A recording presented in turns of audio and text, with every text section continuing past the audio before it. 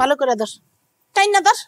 এই তোর বাপ তো ভালো ছিল, তুই তার পোলা হয়ে এমন হলি কেমনে? হ্যাঁ আরে আম্মা, সবার নিজের সাথে আছে না।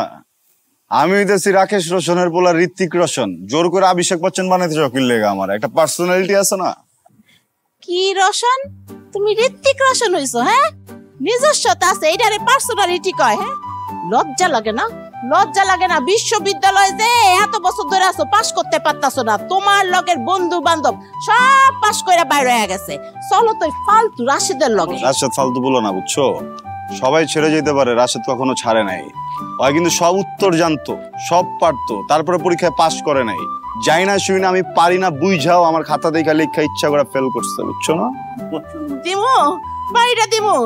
যেমন তুমি তেমন তোমার সাগরেদ। ওই পোলাই তো তোমার থেকে 2 বছরের ছোট। তোমার লজ্জা শরম নাই? এই পোলাই মজা মজা মজা লাগে লেগে লেগে লেগে লেগে। হাই হাই রে, ডরায় না? কত বড় বেয়াদব পোলা। হ্যাঁ, মার লগে কয় এমনি কথা কয়।